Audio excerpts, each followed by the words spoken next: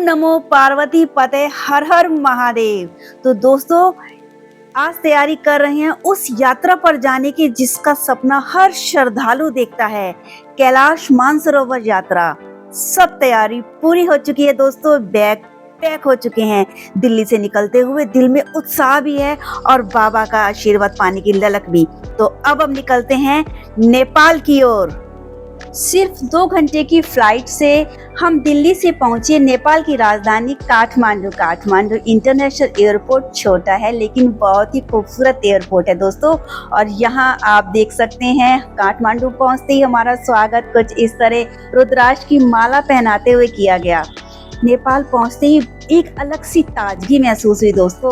और फिर हम टैक्सी में बैठकर अपने होटल की ओर निकले और पहुंचे होटल रॉयल सिंगी में, जिसकी प्री बुकिंग हमारी ट्रेवल एजेंसी ने करवा रखी थी। कुछ ऐसा दिखता है होटल रॉयल सिंगी। यहाँ हमने 2 दिन स्टे किया। कुल मिलाकर यहाँ का एम्बियंस और यहाँ की सर्विस बहुत अच्छी थी। देखिए कितना सुंदर और आरामदायक कमरा है। थोड़ा फ्रेश होकर हम पहुंचे डाइनिंग एरिया में और यहाँ खाने की वैरायटी देखकर तो मजा ही आ गया। अगले दिन ब्रेकफास्ट के बाद हम सब निकले पशुपतिनाथ मंदिर के दर्शन के लिए। और ये है पशुपतिनाथ मंदिर दोस्तों। ये मंदिर भगवान शिव को समर्पित है और कैलाश यात्रा का पहला पड़ाव भी। हर हर महादेव। यहाँ आते ही मन को अद्भुत शांति और शक्ति दोनों का अनुभव होता है। सचमुच ऐसा लगता है मानो कैलाश की राह यहीं से शुरू हो रही हो। इसके बाद हम गए बुद्धा नीलकंठ मंदिर देखने। इसकी खास बात यह है दोस्तों कि इस मंदिर में भगवान विष्णु शेषनाग शैया पर सीधे लेटे हैं। 16 फीट लंबी यह प्रतिमा एक ही काले पत्थर से तराशी गई है।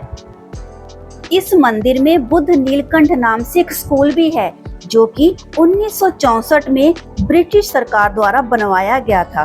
इस स्कूल में पढ़ रहे छोटे बच्चों के साथ हमने भी मंत्रों का उच्चारण किया। जैसे कि आप देख सकते हैं दोस्तों, मंत्र उच्चारण में बच्चे कितने निपुण हैं। और फिर हम गए नेपाल की थामील मार्केट। इस मार्केट को आप दिल्ली की चांदनी चौक मार्केट से कंपेयर कर सकते हो दोस्तों।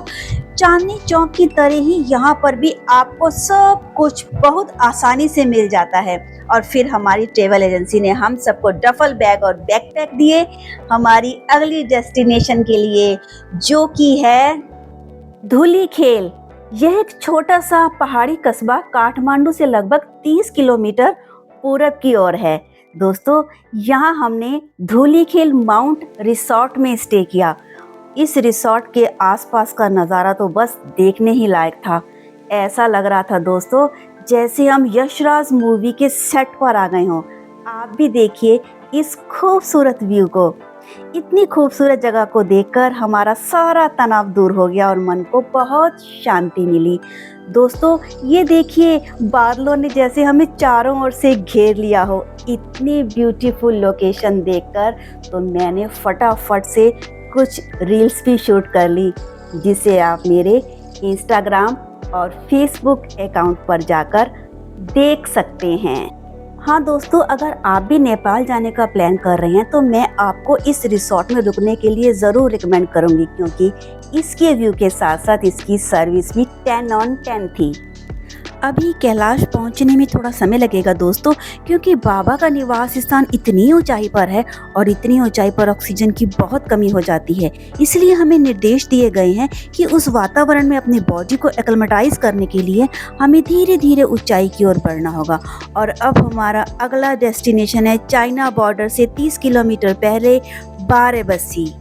यहाँ हम एक रिसोर्ट में रुके जो चारों ओर से पहाड़ों से घिरा है दोस्तों। शहरों की भीड़ भाड़ से दूर ऐसी जगहों पर आकर मन को शांति और दिल को सुकून मिलता है। हमारे साथ भी कुछ ऐसा ही हुआ। देखिए कितना हरा भरा और सुंदर दृश्य है। सामने ही बह रही है एक विशाल नदी, इसे बांसी नदी कहते हैं दोस्तों। हमारा यहाँ इंट्रोडक्टरी सेशन भी हुआ।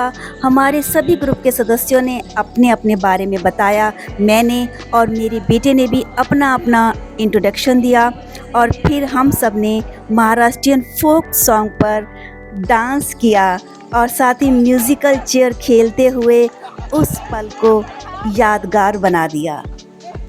और अगले दिन हम निकले नेपाल चाइना बॉर्डर के लिए और चाइना पहुंचते ही हमने मानसरोवर यात्रा के लिए कुछ ज़रूरी सामान खरीदा, जैसे कि ऑक्सीजन सिलेंडर, हाइकिंग पोल्स वगैरह। और इसके बारे में आगे जानने के लिए पार्ट 2 आप ज़रूर देखें। हर हर महादेव।